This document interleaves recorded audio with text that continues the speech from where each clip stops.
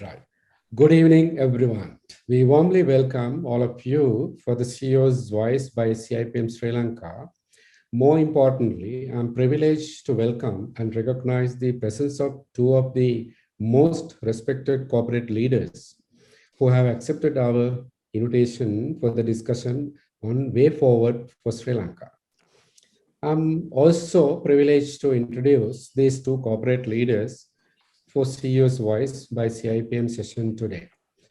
Mr. Priyantha Talwatte, Director CEO, Nation Trust Bank, with over 30 years of diversified experience in managing organizations in the country. And then the Dr. Samitha Perera, Director CEO, CBL Foods International, Manchi, with over 30 years of diversified experience in managing organizations. And the second thing that I need to describe you to the purpose of this platform. CIPM Sri Lanka is the Chartered Institute for HRM, and it has been established by an act of parliament. The Executive Council cohesively analyzed and mandated to open a platform for CEOs and managing directors who are the highest ranking people in the society to come forward and contribute towards the development of the country by way of sound advice, insight, and suggestions with an objective of fulfilling the obligation as a citizen of this country. We all know that they are the best at innovation and long-term strategies thinking and management, finding ways to grow and creating new business models, productivity and efficiency, highly focused on growth and compassionate, transparency and good governance. They are driving responsibilities with absolute accountability. That is something really missing in this country. So that's why I like this segment very much. I personally believe that they are the best team in town who can advise the nation at this juncture, given the critical circumstances. And now my duty is to introduce the theme for our discussion today, because this is a very interesting session that CIPM Sri Lanka has launched. We have chosen the following two areas for them to deliberate and share the views on forward thinking. One area that we have chosen, that index of economic freedom and interesting perspective for the faster development of this country. That is one area. Hope you will listen to the conversation and you will understand what are the dynamics that we are going to talk. And the second area that we're going to talk about, that competitiveness and mental readiness of our people for faster development of this country. So all these two areas are, I believe, that essentially important for our professionals and students and the public in general to understand where we are missing links.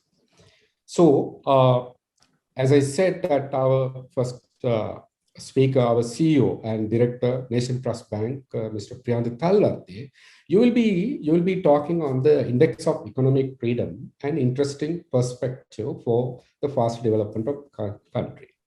As a country, we are all hungry for development very badly in all aspects and to claim a better life in this context. Better life. In this context, I would like to start the discussion and ask you that if you really analyze in recent years, the countries for economic freedom have been fairly consistent. And if you take Singapore to Sri Lanka, or if you take other countries, the freedom for doing things and contributing to the national GDP is important. That everyone in the country should have that freedom to get engaged with business and perform a business to having a bottom line impact. So in talking about that, the index of economic freedom, some extent is important for our audience to understand where it is coming from. What are the areas that is important? So I'm going to put forward this question to Mr. Priyantha Talwatte, the Director CEO of Nation Trust Bank. Mr. Talwatte, what is an index of economic freedom? And what are the factors considered for an economically free society in Sri Lanka? Would you like to share the recent index of economic freedom and its ranking, and how the index of economic freedom is used for a country like Sri Lanka? What are the areas that we can adjust and fine tune and then take it to the forward? Over to you, Mr. Talwatte. Thank you, Jayantha. Good evening, ladies and gentlemen. Let me answer that question by firstly thanking CIPM for inviting us, and it is a timely topic. Thank you very much. I think at a time where we are all talking about so much of comparison between so many countries and the performance of the country, I think it is good to have some form of a framework and a perspective, a starting point to figure out where we are and what are the comparables that we are talking about, rather than taking examples and comparing apples with oranges. So the Economic Freedom Index is an important aspect to start that conversation. Before I go there, I want to just start up with a perspective, Jayantha, if you are okay with that. We all know, I mean, there is paraphrase that you look at a glass that is half full, you look at it and ask, what's the perspective? What is the internalization? Are you looking at the glass is half full or is half empty? Right. So in most of our conversations, even for our country, sometimes we think that we have arrived, and other times we think we are empty and we need to do a lot more. So looking there from that perspective, right, we in our working lives have always looked at the glass half empty, right? Half empty from a pure perspective, that there is a lot of room for improvement, there is a lot of room for innovation, there is a lot of room for development and growth. So I like to visit this topic also with that perspective, right? It is not about an analysis of why we are here, but it's a fact stating of where we are and what are the choices and options that we have to improve and make it better, if that is the wish of the people of the nation. So the Economic Freedom Index was actually designed by an organization called the Heritage Foundation. Now, they have been doing this analysis for the last 27 years, publishing an index measuring the countries in the world as to how they are performing against economic freedom. Now, what is economic freedom? Economic freedom is defined as the ability for an individual or a citizen in that country to be able to have mobility in his skill set, in his employment, with his capital, and move around and get involved in economic activity. Right now, how much of enabling environment is available to do that? What are those choices that are available? So it primarily looks at 4 areas. It looks at the rule of law, how does that enable, the size of the government, and the regulatory efficiency, and the market openness. I'll very briefly touch on some of those aspects, then we will go into the index. In the rule of law, we look at the property rights, right? If you, your intellectual property or your property that you have, how much can you protect it? How much can you grow it? And what is the safeguards that you have? Then the judicial effectiveness and the government integrity. The government integrity is measured as, how well is the government delivering on its promises. That's on rule of law. Then on government size, talks about the tax burden, government spending, and the fiscal action of the country, right? The fiscal health of the country, right? How well is the balance of payment? How well are the fiscal activities of the country being managed? Then you have the regulatory efficiency, which is about the business freedom, labor freedom, and monetary freedom. And then the fourth one, under market openness, you have trade freedom, investment freedom, and the financial freedom. So these are measured scientifically through measurement criteria compared between different countries. So if you see in this index, presently in 2021, Sri Lanka is ranked at the 131st position, right, in looking at all these 12 aspects.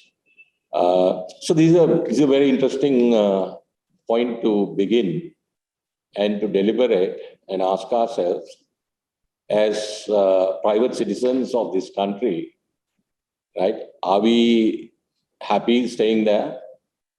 Or do we need to create a more enabling environment?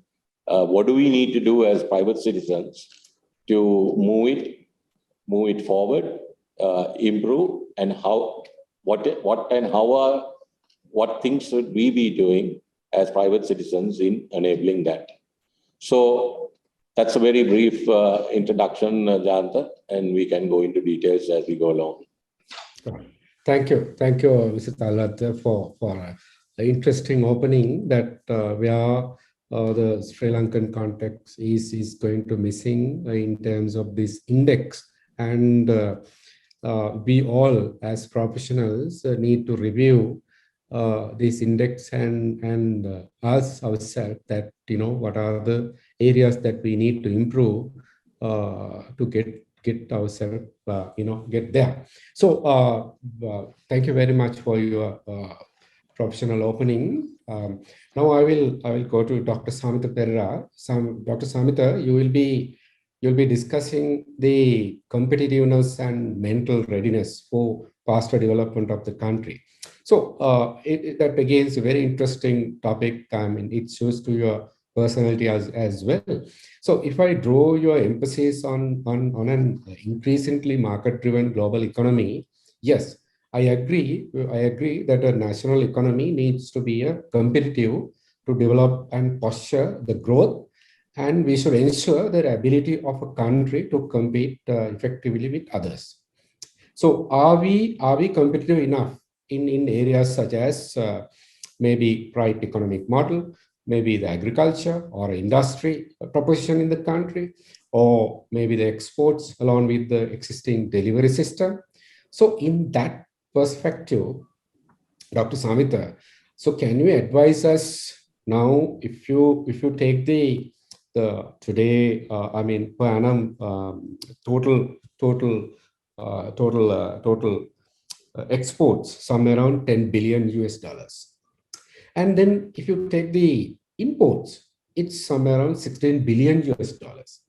So at a glance, anyone in the country can see there's a big gap in terms of the imports and exports. That I'm not going to talk about real economy, because we have brought true industry practitioners who can deliver practical aspect of these changes. So, Dr. Samitha, the Sri Lanka needs to produce competitive domestic products to capture the export market significantly. How would you share your thoughts, and how can Sri Lanka develop the competitiveness in our economy by creating a strong platform to develop entrepreneurship and the innovation in Sri Lanka? Over to you, please. Firstly, thanks, Jayantha, inviting us here. And it's timely topic. It is a long due for the CIPM to really get on this, being a premier HR organization. And so I'll start with before we go to the industry or product, talk about for a country to be competitive, and what kind of factors that you really need to be in place. And firstly, there has to be economic policies, right? Economic policies to be there. And very much sustainable economic policies has to be in place on that. And also like social infrastructure, like education and the technology, how the use of technology and the culture of the whole country, the mindset of the people that were willing to really take risk and go on a route of creating value. And also things like the micro factors, ease of doing business, like, how you could really convert an idea into a product and which is sustainable in the global market. And this is combination of all will really create a competitive country finally. So in that setup, like, in that kind of a setup for an individual to, or like entrepreneur to really produce a product for a global market, and looking at all the factors, yes, we may be in a currently very challenging situation that we can't say, look here, we are in all in good shape due to various reasons, but we need to have the right mindset that, we now going to start this rebounce back again. And that mindset has to be there. So in terms of to domestically produce a product for a global market, and so first that, you need to create the value of the product. Your value has to be competitively positioned in the markets that you're talking about. It's not that you do everything possible and then end up with it's not competitive, right? So you have to have a mindset as an entrepreneur and what kind of a competitive advantage that we can create in this global footprint. Sri Lanka, we have for various reasons, some of the indexes are really not in that particular grade, but we can bounce back ourselves, right, developing the entrepreneurship, developing more creative ideas and the innovation, using right innovative approach can build up. So every disaster has an opportunity, like, that's where that we need to really the capture here. So for domestic industry to really go global, and so firstly, they need to understand where am I going to play myself? And am I really playing on the local segment or the value for money or a differentiation? So being a country now, bit of a cost is going up in all factors which is relevant for the production. And so we are no longer a low-cost producer unless that huge technology factor can be built into the system.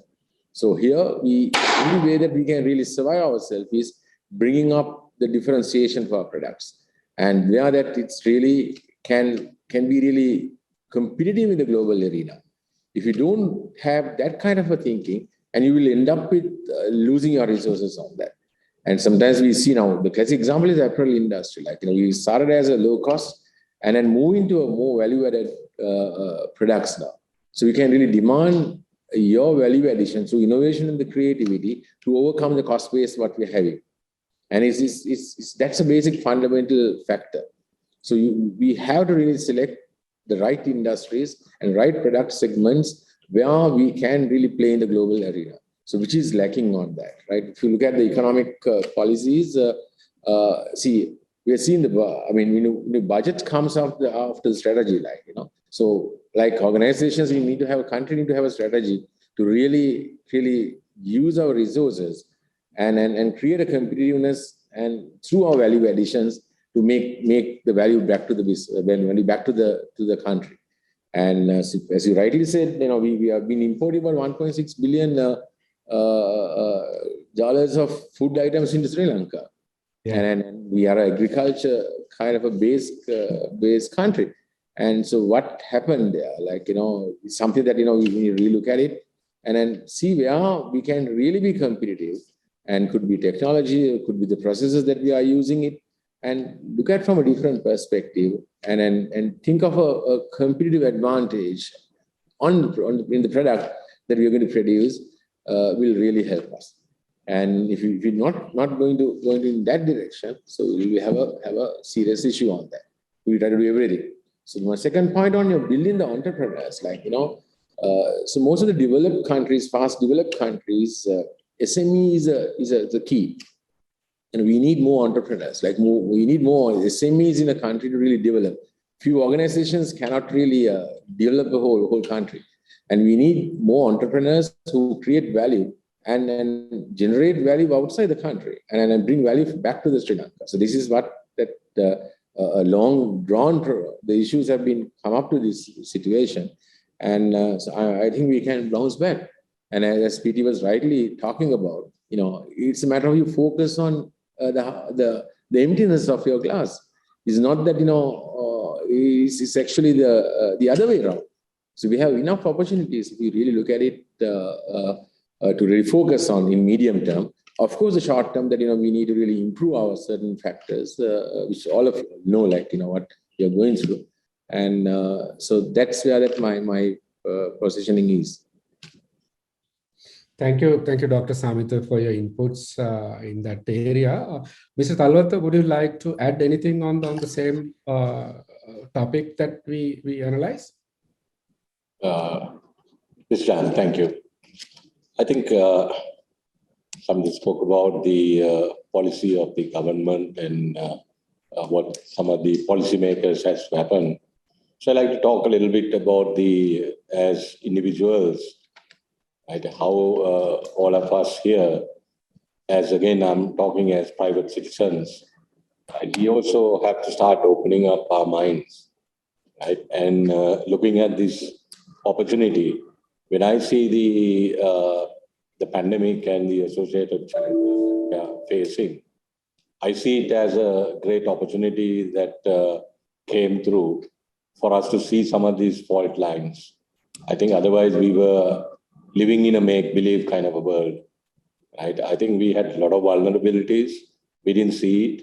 We were all living a fairly, I would say, a comfortable life, saying that the glass is half full, right? But we had a lot of fault lines that were coming through.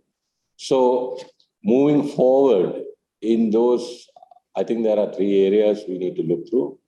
The first one is as individuals and as organizations, as Sri Lankan organizations, we have to look at our value system, right? What are the values that we are basing on? What are the values that we really encourage us as well as our next generation to take through, right? Then the second one is not only the values, what are the processes that we have, right, to encourage those, to live those values and deliver, and what are those changes that we need to do? I mean, what are those new upskilling that we need to do, right? So that's the second area. We can talk about it in a while. And maybe on the third area is also to look at the structures, right? The way our industry is structured, the way our education is structured. So I believe that these are long overdue adjustments that we have to do. And I think with the pandemic, there are some great opportunities to make these adjustments. Sometimes the repercussions of those changes will come late. They will have maybe 10 years. But we must have the courage and boldness to start implementing some of those. So I believe those three areas, if we focus on, and we can talk about it, are areas that as the country, as well as we as individuals, can also influence and get involved in.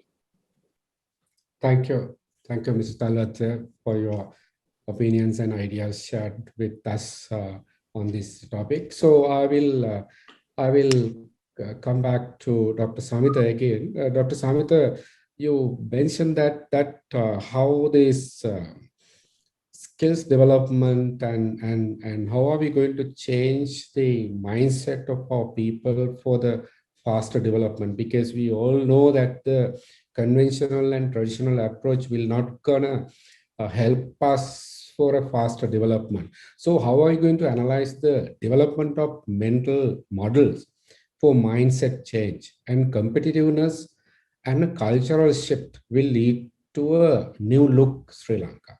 And investment in human capital improves skills levels and also reduces the skill shortages in the country. If not, it will seriously reduce your competitiveness among youth, and changing the competency model, particularly considering the education system and skills development. So to what extent this will be in practice, the areas that you are talking about, the competitiveness? Thanks, Jayantha, for that question. Let me connect this question with my earlier answer as well. So first, the country need to have the strategy for us to understand what kind of industries and the products are really competitive or can be made competitive in the global. And so we are working on, as a country, on the tourism, and also if you look at our income on the remittances, and also agri-based exports, and some the few exports that currently moving on from Sri Lanka to outside. So once you really craft that kind of a direction, this is what exactly that we can create or add value efficiently and then meaningfully. Then you come to the next level, what kind of a competencies that the human resource should have, or what kind of a competencies your economic model should have, and what kind of a leverage that the government system should have, So all these things are stemming from the strategy that you are agreeing in, and then whether you can really create a competitiveness of your products that you're going to create here. So from there, then you need to gear yourself, and of course, you need to really revisit probably every year based on the global context, and because what competitive today, probably tomorrow may not be competitive, and so therefore this is an ongoing process. So your education system, your education system in the country, also need to really adjust for that. And if you look at it today, we really gear our kids or our children to running behind the exams, and not to build up a competency which they can use effectively and then create value for the country, the product, as well as for themselves, right? So that's why that you see the brain drain going out. A lot of brain drain out of the country and moving out of the country. So this system has to change. This system need to be really, education has to be a bit of a one stretch forward and building up the competencies, and build the competencies of people who are going out. If somebody move into university, getting into a 4-year stream, and let's say engineering, and create that competitiveness on that. Yes, that you're getting a degree, you're getting a PhD, it's true, good, great. But do you really have competencies which you can really add value to the country, or add value to the industry that you have been chosen? Or countries in a path where that you line up your competencies, where that you can really improve further year on year. And then that's what we look at it now. Look at India. And so India, they have started very, very much in a low scale on the software development. And where are they now? And then they are one of the key revenue driver for India. And then it's sustainable, you have the license, you're moving on that. And this is again the human mind that you're looking at it.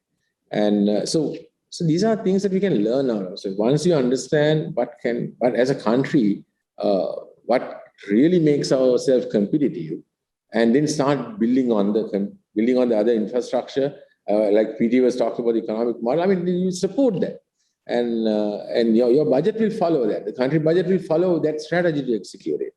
And if you don't do that, what will happen is that you will do things very ad hoc. And then you will lose your resources, and then you will lose your investment ROIs, which will not really add back value on that. And so this is a continuous process, and a lot of government ministries need to work together on here. And it's not one ministry can really do this, but all the ministries should get together, and as a single team that you should look at it, what can we really make or competitive from ourselves as a country, and then your education system, and then how that can really build up. And the mindset of changing the people will happen. And we also now in a bit of a race, passing the exams and then getting a certificate, getting a degree, and think that you have everything. It's not the case now. Honestly, it's not the case.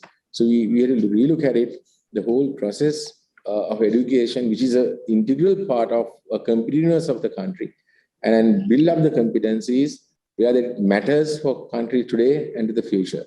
So that's a gap there. I think we had to work together. I'm sure that IPM is working on these areas. And it's need to look at from a more macro point of view, from the the officials as well. Yeah, that's my view on the chat on this.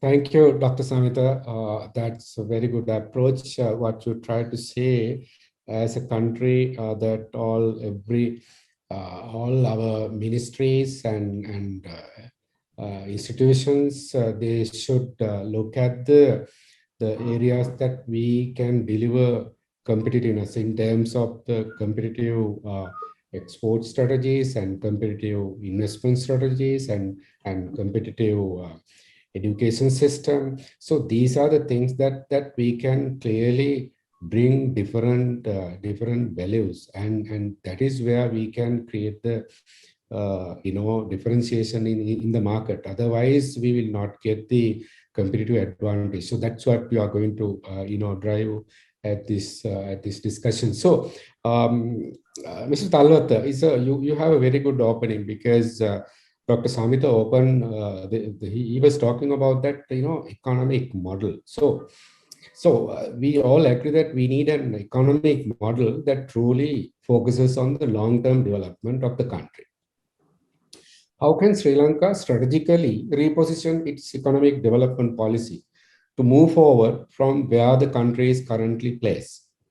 What are your suggestions to the audience? I may not ask you, comprehensive this thing, because I know you are a person that, need, time to analyze and give a strategic approach.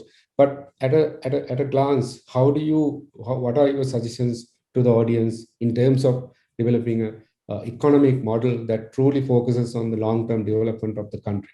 Over to you, Mr. Talwatte. Interesting question.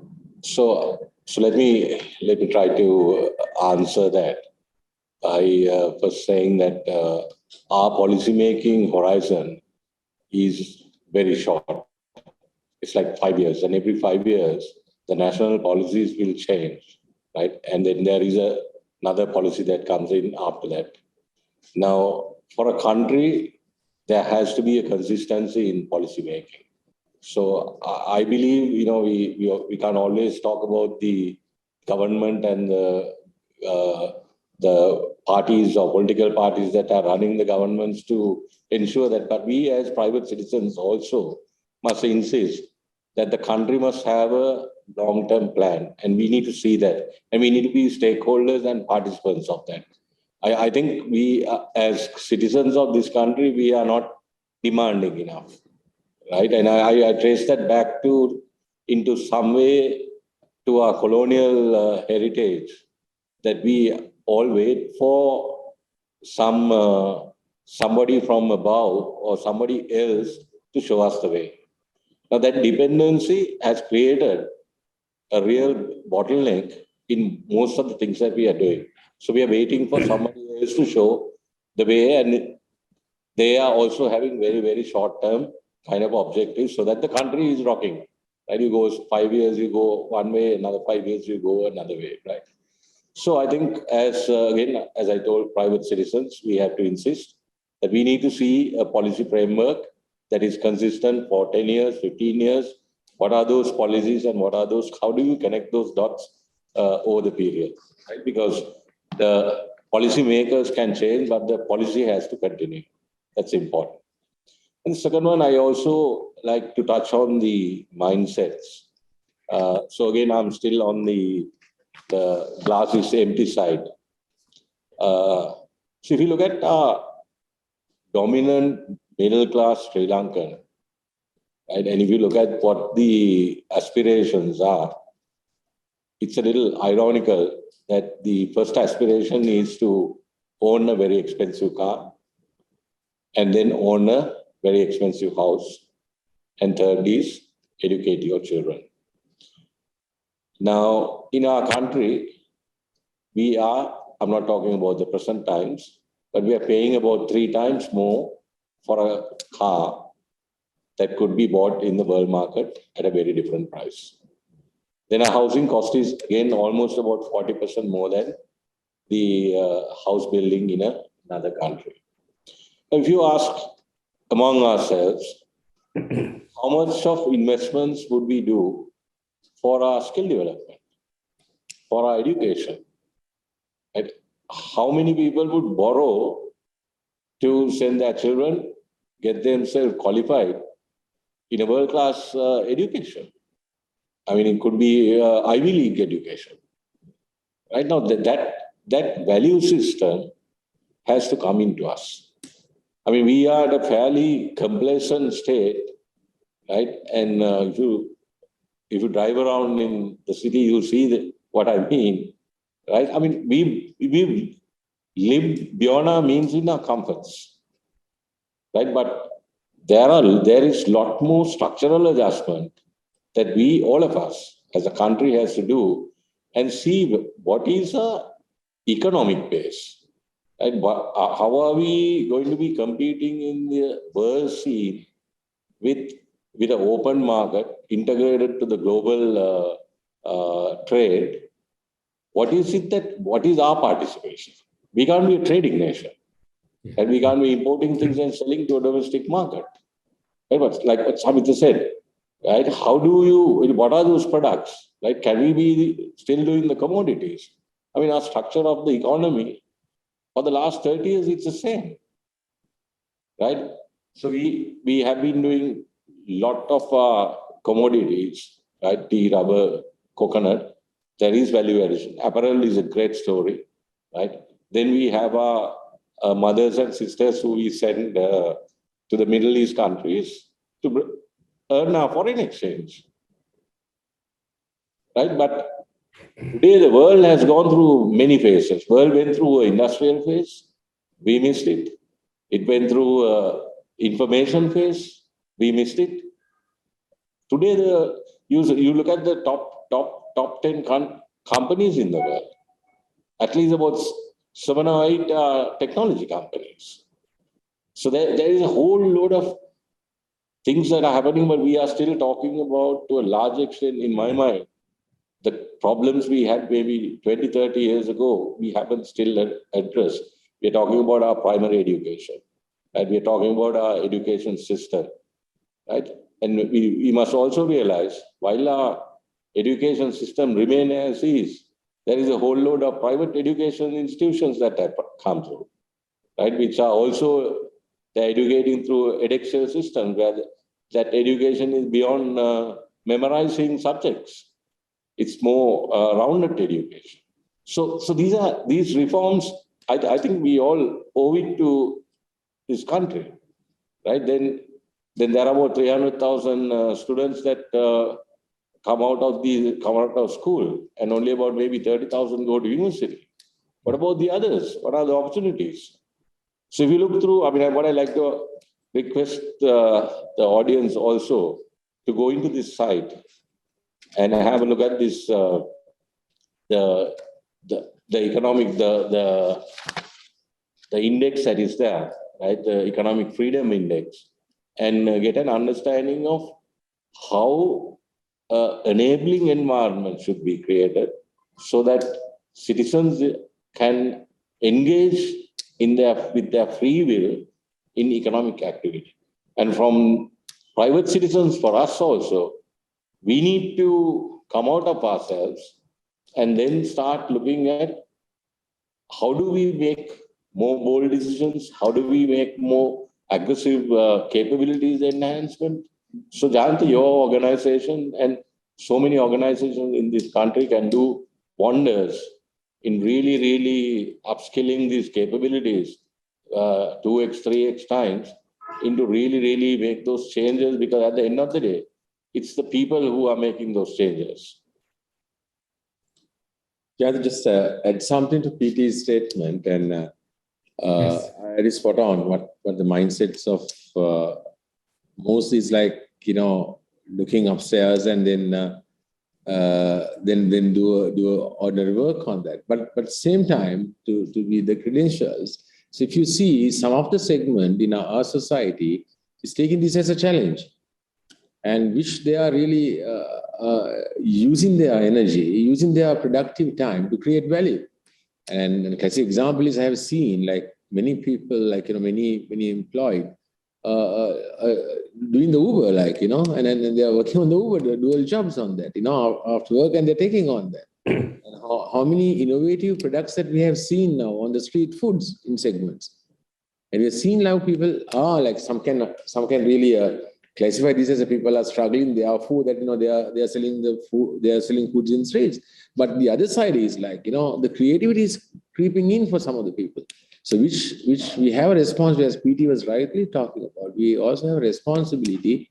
How do we use our lives to really be more competitive and more innovative in bringing value in your own way as individuals from the business point of view, also like how you really create organizations more competitive, where that you can really build the nations on that. So nations are built up with the organizations, competitive organizations, and so therefore building the organization on the right competitive in manner also a national service at this moment. Thank you, Dr. Samitha and Mr. Talwatte, that we both of you try to establish the fact that the competitiveness, the required competitiveness to grow the economy in the country. Now, if I draw your attention that in the year 2020, the contribution to the national GDP by agriculture sector was 8.36%, and the industry contribution is 26%, 26.30%, and the services side, it is 59.59%. So therefore, there must be a more strategic focus on agriculture and industry with more superior mechanism. Otherwise, the competitiveness that you are talking will not come to the surface. So technology and infrastructure to drive these two important areas to reach higher proportion in contributing to the GDP is very important. The uncertain policy, as Mr. Talwatte mentioned, that has created that limitations in agriculture development, especially in you can see the certain development. Now, the way back in 1960, the agriculture sector, the contribution to the GDP is almost 30%. Now, if you take the current situation, it is somewhere around 8.3%. So you can see where we have dropped our run rate. So what I try to ask you, Dr. Samitha, Sri Lanka needs to develop agricultural and industrial sectors competitively to upgrade and enhance the export market and get more contribution to the GDP. That we all agree. The supply chain is a vital tool in controlling and competing for a global market, and it is needed in defined and systematic approach to improve quality, transparency, and market-driven regulations. Considering the competition among global organizations and supply chain, how can we fast track this need? I know it's not an easy thing in the current context. How can we fast track this need? How can you advise us? Thanks, Jayantha. Like, I'll go back to my original statement of the strategy and the competitiveness of the products we're making it. I think number one is we must not live with the past glory. And see, the whole world has changed now. We may really talking about we were the rice. We had the ability of exporting rice some time back, and now we are. I mean, we can talk on these things, on analyzing it. But the question, the reality is, the whole industry, the agriculture industry, has changed globally, and so if we are not competitive, if we are not really induced the technology and the right process and the right mindset and the right acceptance for the agriculture, it's going to be tough for us to really compete in the global economy. And that's a fact on that. So that you need to have right support for that industry and select the right agriculture elements.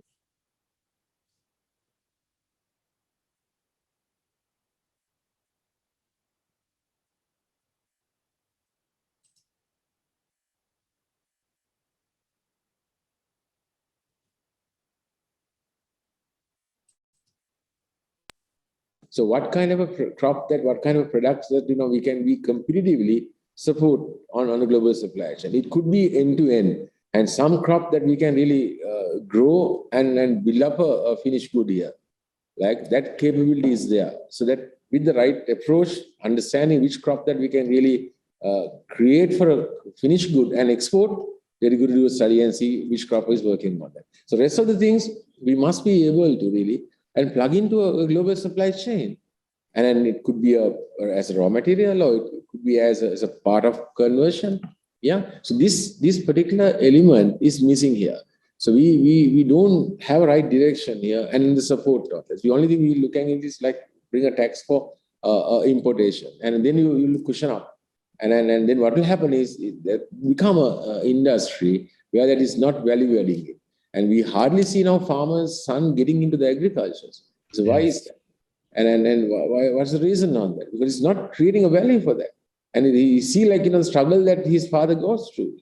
And so where we have missed it, and we have really alienated ourselves, much cushion ourselves, and then the whole global economy, global agriculture processes have developed. And so we have to have our own strategy to create a differentiation and then get into the arena of the whole global supply chain. So we need to create a differentiation. We can't be a common candidate among the all other countries, because we have gone that stage now. And we have now become a bit of a high cost nation, right? So for us to really create value, and we need to create a differentiation, right? So those are the things that we have to look at it in pushing ourselves into global supply chain, and we must not be shy off to be in part of a big chain, and I'm talking about the global chain, and rather than you try to do everything so end to end.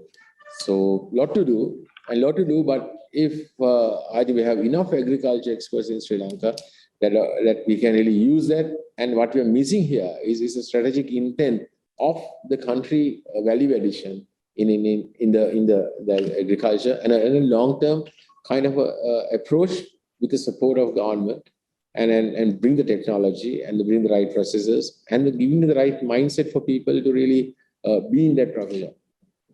That is my view on that. PD, anything to add there? Yes, Mr. Talwatte, you have. You hit a very interesting area of the even the food chains. But it's not only about there are animal food chains, right? I mean whether it is cattle farming or whether it is poultry, there's so many other exports that we could do, right? So in that production side, right, today just a little bit of contradiction as well. Jayantha, even to your statistics, in the developing countries, what is happening is the agriculture is all mechanized, right? So there is a lot of technology that is being used, and the number of people that are being used in agriculture is reducing. And the development of countries have happened through cities. So the farmers started migrating into the cities, looking to work in the factories or the bigger production houses that were happening in terms of industrial age. And then the cities got formed in. So in the cities were so successful, there is a lot of public transport and all that. People in the cities hardly use motor vehicles. I mean, you take a country like France, the people who live in Paris don't own too much of vehicles. It's just that people who are in the suburbs who will own a vehicle, right? So the world has moved, right? I think we have to move away from colonial legacy, right? And maybe look at it from a new canvas, right? And I think the pandemic is, again, I'm going back to it and I'm saying it's a great eye-opener. It's a great opportunity to realign and reprofile. So if you look at even the world's history, when these kind of pandemics happen, right? Of course, the destruction is massive. The economic destruction is even bigger. But the nations, the people will start a whole renaissance of new ideas, new creativity, new innovation, new thinking, new strategizing, new directions, new ways to survive.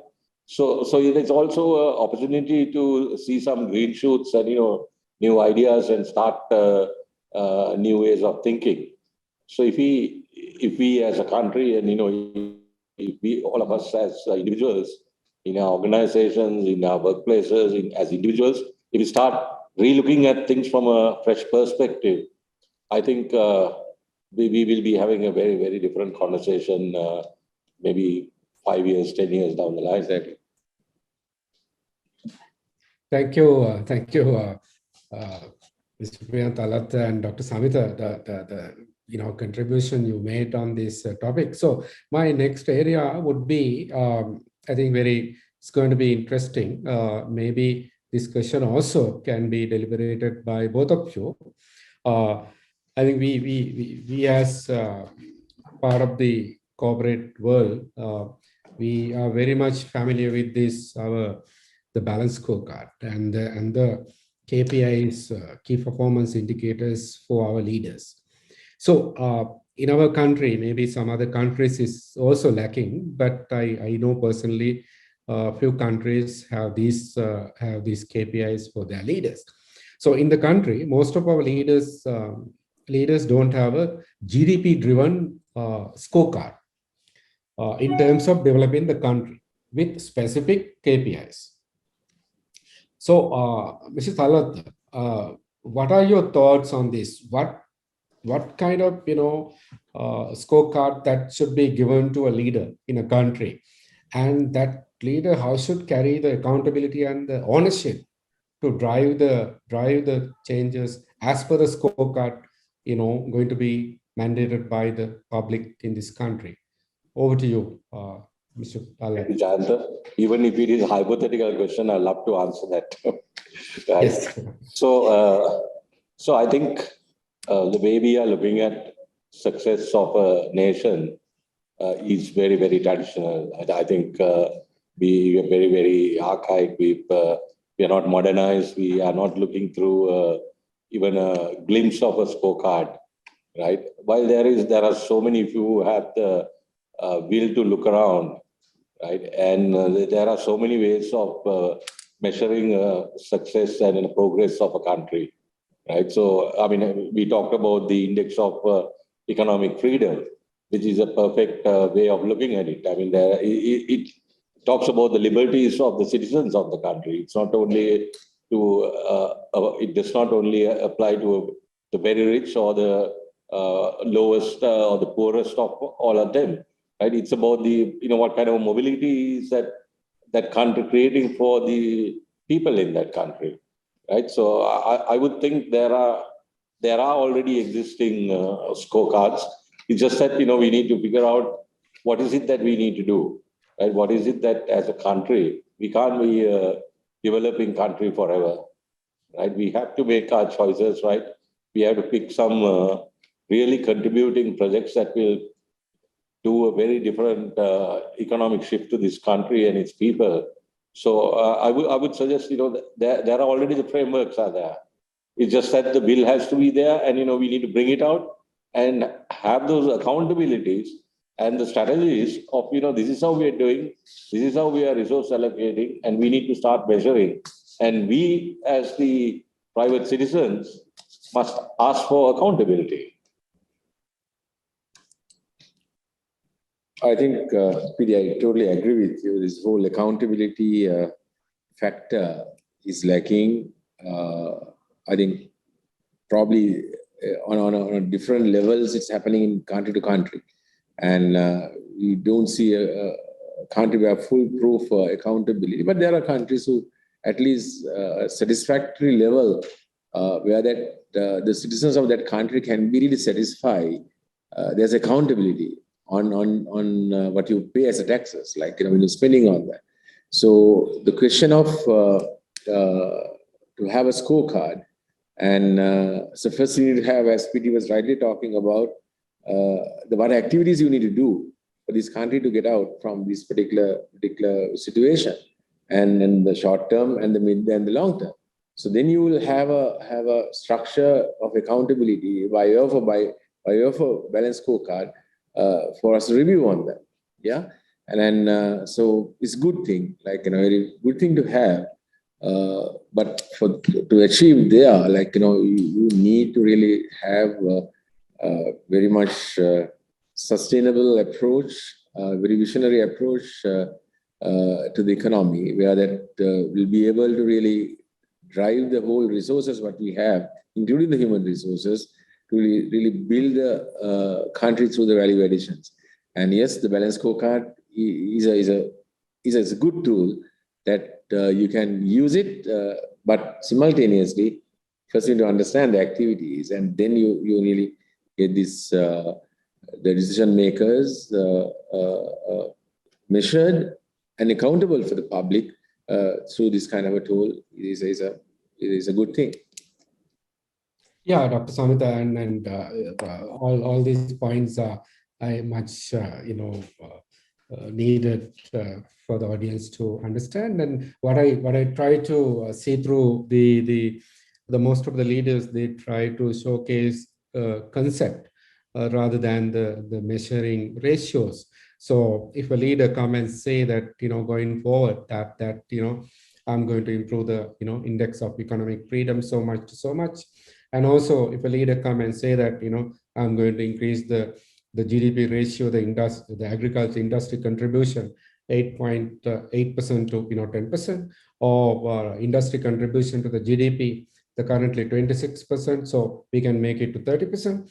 So something like that, we try to, we'd like to see a kind of specific the GDP driven KPIs, the scorecard for our leaders in going forward. So that is what we try to understand. So thank you very much for your deliberation on that. So the next question also, maybe both of you collectively you can discuss on that.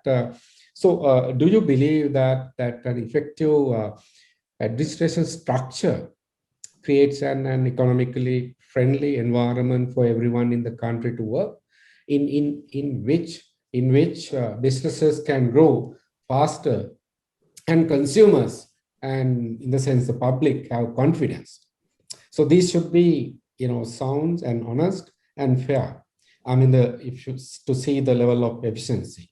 So what are your thoughts on that effective administrative structure in a country like us? Or both of you. So again, I'm going back to the index of the economic freedom.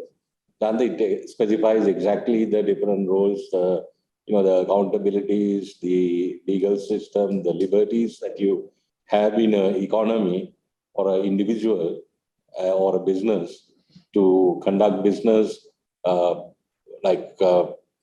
ensure that your proprietary rights property rights are looked after. You can make your capital investments, right? So all that is taken into account when this kind of index is been. I'm not saying the index is the solution to everything, right? But I think yes, we must go back to our starting point, where we are, right? So from where we are, I think we might not be able to be in the top 10 or something. Yes, right?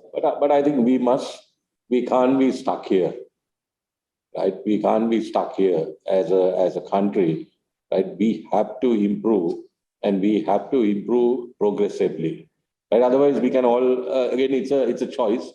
Otherwise, we can all discuss, and we can agree that our glass is half full. This is fine. Let's all make accommodations and live with this. Yeah. Right? It's a choice that we all make. Right? Yes, true. So that's also a choice, right? The other side of it is, okay, like we started off this conversation, the glass is half is empty. We've done well, right? But there's a lot more to do, and we owe that, right? And people like all of us, we are in positions, we should be doing a lot more in involving and enabling that environment. I think, can it be done? I think it certainly can be done. Should it happen? It should happen. And I think people like us, we have to also get involved in that process and ensure that institutional framework is there for this country to prosper. Very good. Thank you. I Yes. totally agree. And just add a few things on that. See, the whole infrastructure, then administrative structure is an enabler for a value creation, right? And so governments need to fluid the value creation. And if they don't do that effectively, and the whole, the jargon we are talking here is not going to happen. It could be your competitive index now, which is around 84 currently out of 141 countries, right? And so the question is, what's the role of the administration here? And so why they are really exist on that? So it's stemming from, again, as an individual or organization or a society creating a value. It could be for a domestic consumption, it could be for the exports, right? And then on a competitive manner. So then you need some support, administrative support from the government infrastructure to enable that. And obviously, if it is not there, or like if it is not really giving right support, all what we're talking is going to be dreams on that. So we need to, there's a role for administration, there's a role for the system, and there's a role for you and IPM to really educate, and then CIPM to educate them and get them on and to understand the role of the whole infrastructure. And so we have seen sometimes, it is failing on that, and which will have a detrimental impact on the value creations, where that at least if you say 10% of the whole society is doing that, even that could be impacted if this whole the system is not being fluid properly. Yeah. Right. So I think, thank you. Thank you very much, both of you, the professional value additions, all these areas, how the way forward, this country should go. So we will be able to pick up some points which have been shared by the audience. So can I take it with you now? Yeah, please. I think one of the suggestions that has been placed, do you think a traditional culture in Sri Lanka is a barrier to economic freedom? And if so, what do you propose to overcome the same, or how we should shape the culture? Yeah. Can I advise? Yeah. Yes, of course, the culture is an enabler for your execution, or strategy move on, or like to create a competitiveness. And so Sri Lanka has, I would say, it's a blessing that having a traditional value set of a country is a blessing for us to really work towards a meaningful creation on that. And we must not blame the culture and say not do anything. I mean, not doing is a part of your individual aspiration. There's nothing wrong with the culture. Like, we have a good culture. We have a good set of values in this country, right? And so that is a blessing. And of course, as individuals, do you really use that culture to do better? That's a question. For you to be innovative, you don't need to, there's no issue from the culture.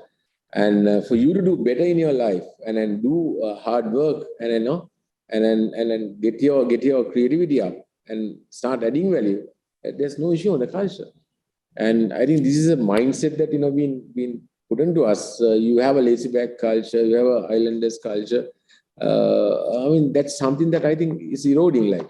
As on theory also we can tell, like Great Hostage was talking about all these theoretical perspectives, but I think having a culture is a strong culture, is obviously a benefit for value creation, I believe.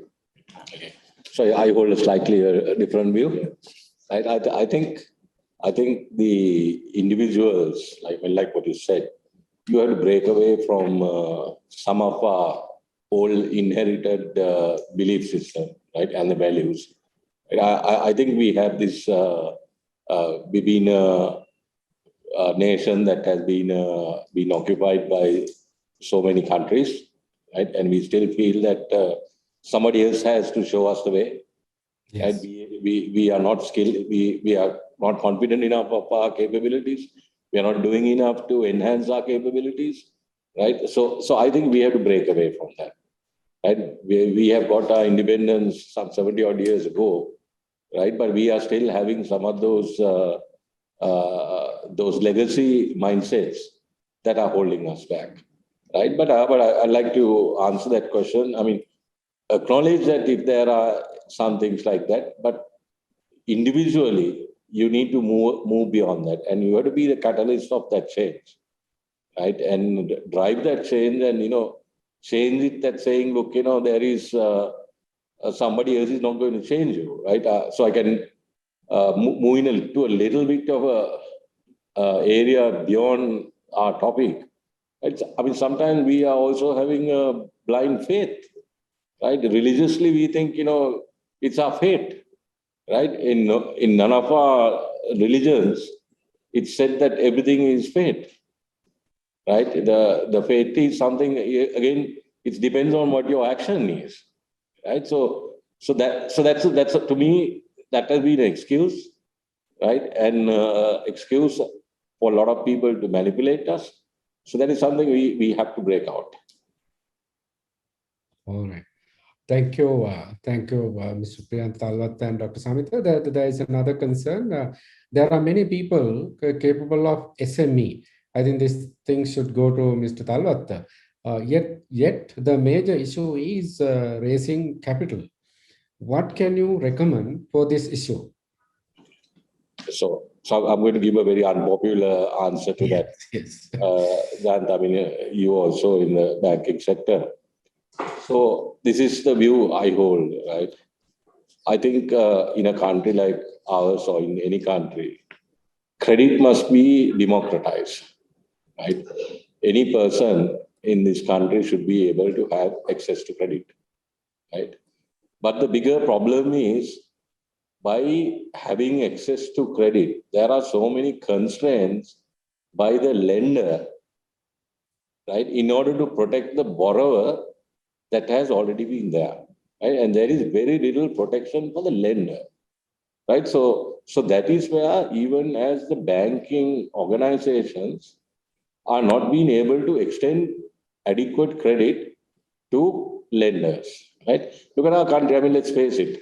Look at the amount of money lenders in the country, right? We are, in one side, we are saying this country has, our banking density is very high, right? We have lots of banks, but in every street corner there is a money lender, right? And they are also thriving, right? So I think the rules have to be established. There should be protection for the institutions more, the banks, the finance houses, whoever the structured lending organizations, and then we must democratize it, right? We must be able to extend credit to anybody based on a credit score or whatever. And then, if you don't, if there is, you got to protect the lender, right? If you protect the lenders, I mean, as institutions, as banks, we won't lend more. Yes. Right? So that is why sometimes that's the irony of this part of the world is, we are trying to protect somebody. The subsidies are the same, right? In order to protect somebody, we are actually doing a disservice, right? So I believe, again, a proper methodology, right? A strong business plan, good analysis is something that people will put capital very easily.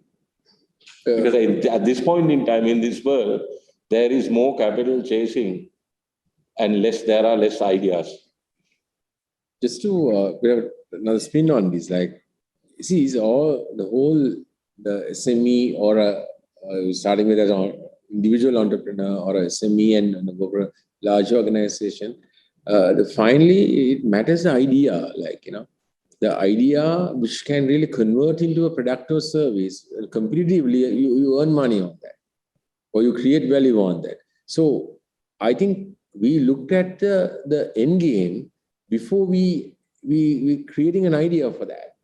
And we're thinking, look here, we don't have capital, therefore that we can't be in the SME. No, it's not the case. So if you really, as Pity was rightly talking about, have the right idea with the right business case, and then there are enough, even could be the formal system or partnerships on that. And if you look at some of the businesses involved, like even the Uber, and it's probably running on the other's assets. And it's a great idea that you convert a transportation and with the right app on that, right? And then you use your other assets on that, right? Even many examples on that, even the Amazons in a global context, right? And you run on a platform of that. Yeah, and then also this is where that you convert somebody asset into a value addition. So there are enough ways. What matters is, in my opinion, is idea, a right idea for you to really create a right competitive product or service. Then rest of things will fall in, and we need innovative and creative ideas in Sri Lanka. I think Dr. Samitha, you covered the concern of what I'm going to ask now. There is another concern posted by the audience. We see a lot of entrepreneurs coming up with SME nowadays, but the main concern is the sustainability. What are your thoughts on sustaining the SME and how leadership will influence in that? Can I answer? And see, sustainability will erode in the moment you become not competitive. And if you are producing a product or a service, moment your service or product is not accepted by your consumers, and you're gone. So when you are in SME, you have to continuously relook at your macro factors and see where am I in my product and the service I'm really providing into the market. And if you don't do that exercise regularly, and you will be eroded. And you can't blame anyone in that point. So we are in a global economy. It's moving very fast. Technology is moving very fast. Ideas are moving very fast. Information is moving very fast. So all the consumers are perfect for that. And so you need to continuously innovate and protect your competitive advantage, whether you are a SME or an individual entrepreneur or a multinational. Thank you. There's another concern, of course, very interesting. These perspectives are nothing new. What is required is action. If common sense actions are not taken, then obviously we are looking down. We as Sri Lankan are good at talking unlimited. I think what important is to educate the voters and those who intelligence seems to be the reason why we keeping electing wrong lawmakers something. So would you like to answer or just what's the question was not very clear. Would you like just summarize the question? Yeah, that's right. So it's about the other one is it says that it says that it says that there are enough talking points, but we need the action to be delivered, and we need to educate our voters on this, general public in a sense, general public on these areas for them to understand. It's a kind of statement. So we will leave it as it is. I don't know whether CIPM's role is that. No, but I think again, voters must also. I think we have to now get into an environment. I mean, people there are hardships, right? So that's why after this kind of a pandemic, right, is a fantastic time to people to start thinking, right? They have to start thinking of what is it that you expect from the nation or from the government for that matter. Yeah, it's a fact that is beyond doubt. It's a fact that the statement, of course, any country, the voter base is a reflect of the rulers,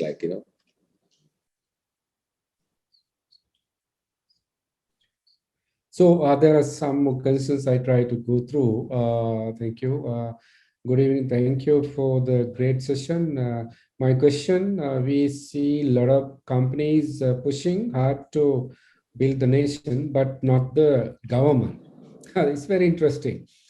Thank you for the great session. My question, we see a lot of companies pushing hard to build the nation, but not the government or rulers. How we can lobby to create the necessary commitment and push? Yeah, sure. Okay. So I think it's a journey, Yeah. right? And I think it is also important that people or the private citizens, we also must insist that the institutions and the public sector is also run by the best brains and the best capable people. I mean, the best capable KPIs. Now, today there is, again, a further criticism. There is no balance sheets of any of the public sector institutions that you see, right? There is no transparencies. So we must ask ourselves, look, is our policy making is it the best people who are doing it? Is the policy implementers the best people? Right? Or what do we need to do to get the right thinking and the right capabilities into those? It's a chicken and egg situation. Like, you when you compare the private sector running a business versus government, the enabling factors. So there are two roles you're talking about, right? So when you really want really add value, of course you have a objective of creating a shareholder value, keep your business on competitive, right? Means, I mean, you're part of lobbying stream, like, eventually it's happening for you to really operate that, you will show your case to the government officials and see this is what really matters for the business as well as for the industry. So that's anyway is happening. And so go beyond that, I think it's not the mandate, I would say. So I think, just to add on to what you're saying, also the modernizing it. I mean, the world has evolved so much, right? So we also have to modernize our institutions. Yeah, thank you. The another area, of course, still the audience is there. Don't you think removing stroke migrating talented people is also important? How it will have an impact on the discussion? So they are saying that I think the migrating talented people, I think that's a concern they have raised. Why people go out? Jayantha, can I ask that question? Like, why people Yes, go please. out? Why people go out is, that's the cost that we got to stop, and not that artificially you stop people going out. Like, and so that's a creation that we need to have a space for youngsters who have with some upstairs. They're moving out of the country, and we must have a mechanism to retain them not by forcing them. Allowing them to add value in Sri Lanka. And then the mutual benefit will derive out of that. Yeah. The another one is nowadays everybody talk about the new constitution for the country. Group of people are working on it. Do you think that it is a requirement for the nation building? If it is so, what kind of new areas to be addressed? So it's too big for us, right? Okay, I'll touch one area. Jayantha, I think it's a good question. Maybe Yeah. I think if I have the ability to influence that, one of the areas I would like to see is that we don't do political campaigning or policy making based on religion, based on ethnicity. So if our new constitution can have those two aspects, right? That no politics in this country could be based on religion or ethnicity. Yes. I think we're talking of a very different environment. Yes. Yeah, I completely agree with you, Mr. Talwatte, that we should not go to that extent and promoting the vote for any of the groups in the country. So that's very, very, very useful thought that you shared. Again, they are saying that exactly if the right person is in the right place, half of the issues will be dissolved. That's a statement. I think these kind of discussions about some and different sectors should be conducted.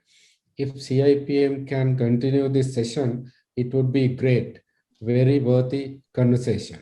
So the some of the comments, commendable comments also there. I think we have I have covered almost the posting in the chat box. So Shiva, are there any other areas that we have found?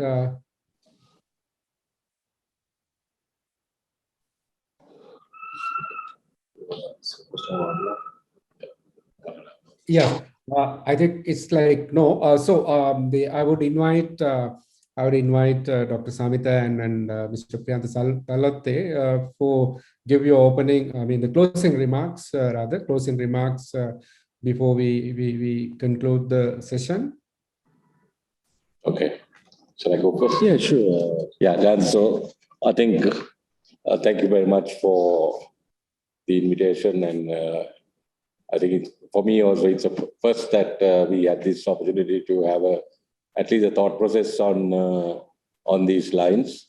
So thank you very much for inviting, and I think it is a very a timely discussion that the CIPM has started. So thank you very much. And for us also, there's been a lot of new thinking that we also have to be gathered from this session, and the questions, and has been a good deliberation, and we are also stimulated to do a lot of other things in the national interest. So thank you to you and also to the audience, and thank you for inviting. Thank you, Mr. Priyantha. Yes, Dr. Samitha. Jayantha, thanks for stimulating this whole process here.